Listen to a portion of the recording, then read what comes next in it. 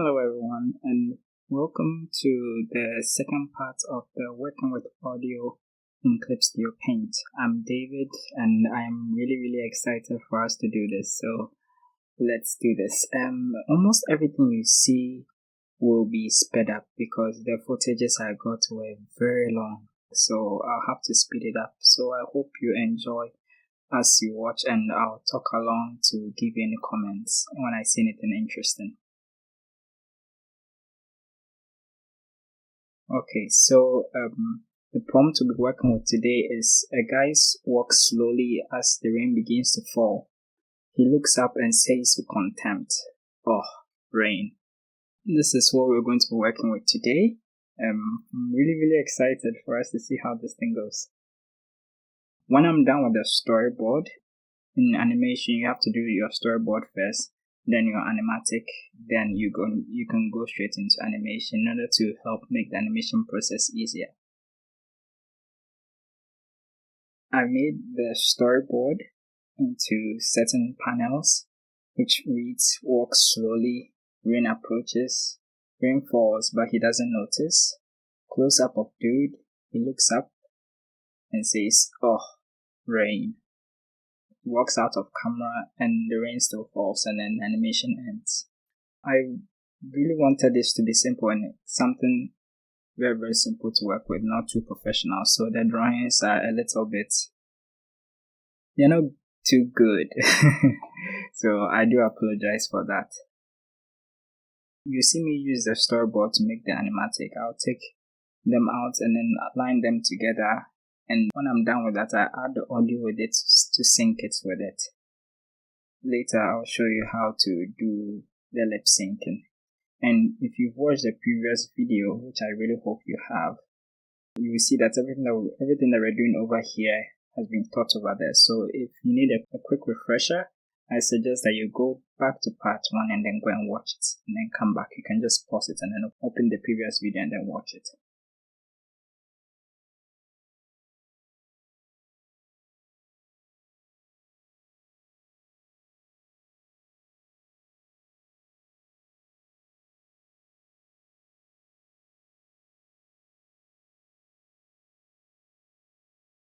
Regarding the audios, the footsteps are looped, as in I duplicated them, and the rain is not, as well as the thunder and him saying, "Oh, rain." That one I did it separately in an audio recorder called Audacity, and then made some refinements to it and then brought it back into Clip Studio Paint to work on.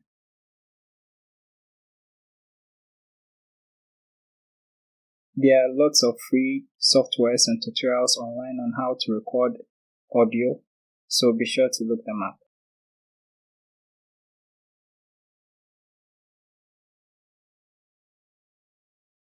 So I use there's a feature called the timeline label, which I use to really help with my lip syncing when I imported the audio into it. So I put in the audio, which is the rain, and then split them into two, put them at each side in order to get a good hearing on how it will sound like, and then later added the timeline label in order to show me which one starts and then which one ends, and when the next one begins and when it ends. And it really helped. So I hope you also try that too.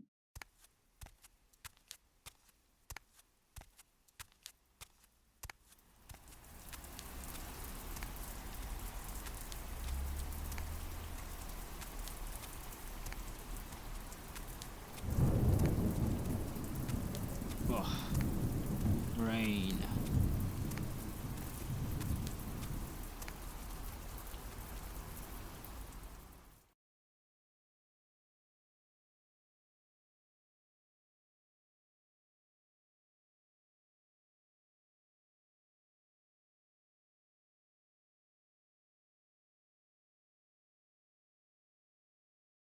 After the character design, I did the walk cycle. I did it rough and then later cleaned it up with grease line art pencil. Now, since this animation is supposed to be zoomed in and out, like when there's a close-up of him, obviously the camera will close up on him. If you were to use Bitmap, it wouldn't look great, but vector works well. So I had to use the vector layer instead of the normal bit layer that I tend to use to animate with. So I had to try and then get used to it. I separated the head from the body, put them on two separate animation folders so that I could really work on the walk cycle, loop it, and then later have the head animation do something on its own and then have them sync together.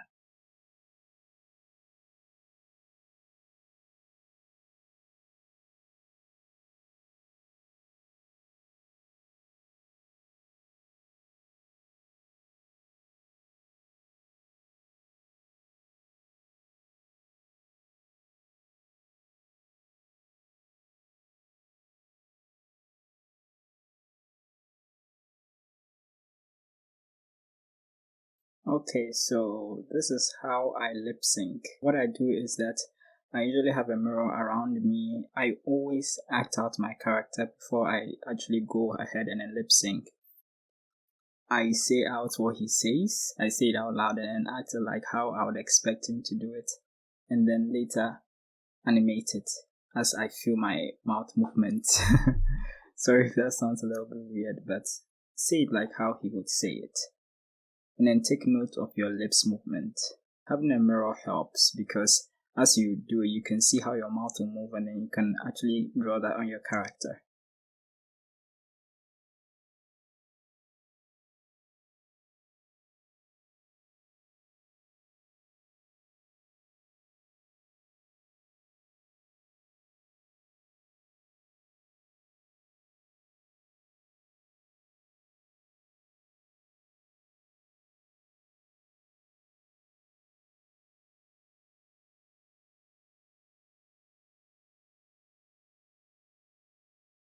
Another thing is also to listen to the audio constantly and then notice where there is a huge, like there's a pitch in the voiceover. Like for example, you realize that there's a pitch in the like it goes very high, and you realize that when you do it, your mouth opens just a little bit and then closes back. So I try to incorporate that into my mouth movements, the mouth illustrations that I make over here.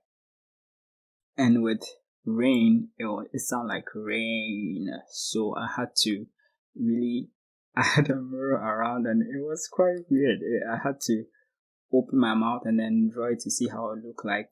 And then when I was done, I would play the audio. I would align all the mouth movements, play the audio to see if it were to align, because you cannot scrub in Clip Studio Paint, at least not yet. So if you are still having problems, you just pause it, move the mouth symbols that you've drawn on your timeline, and then play it again, and then make sure that they sound very good before you proceed. And one tip that I learned so many years ago was that when you're done and everything seems to look good on your character as he speaks, move all the frames of the mouth one step forward, because you realize that when you talk, the sound does come out, but then after the sound comes out, then your mouth moves. So it's going to feel a bit realistic if you were to do that.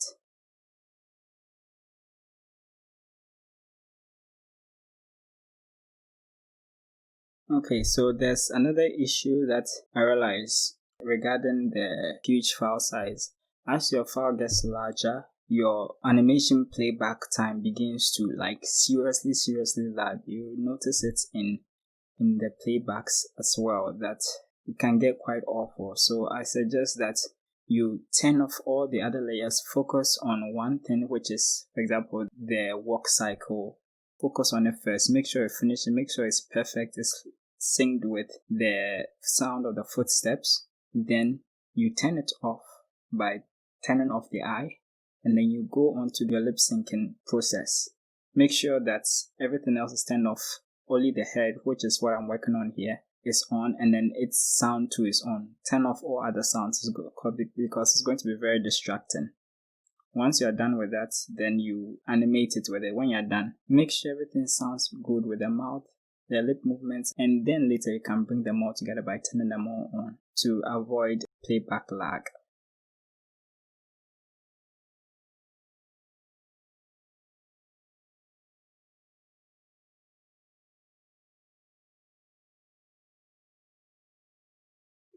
I recommend you work on your shots, as in the animation shots you've seen, in separate documents, and then when you're done, compile your shots into an editing software with the audio, so that you can avoid large files and then possibly file corruption, because this file in the end it's quite huge.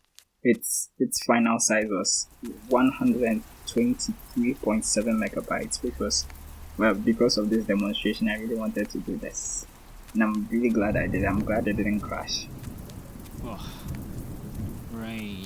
I usually export in PNG and then later send it into a video editing software in order to make it into final animation. In this case, I just wanted to make it into a video file, so you'll see that at the end.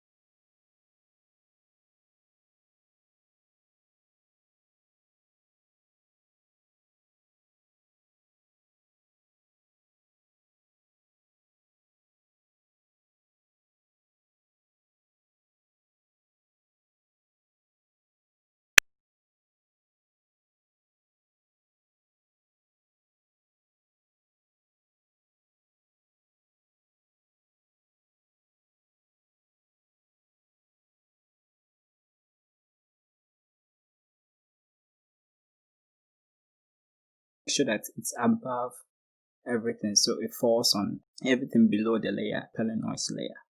So when you're done with that, I exported the video, and here's the final thing.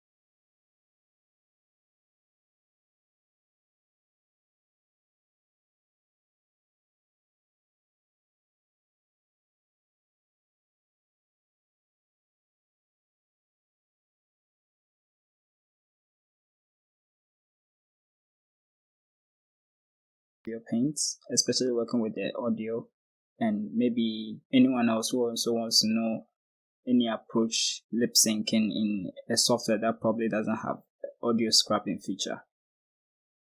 Okay, thank you everyone, and have a great day.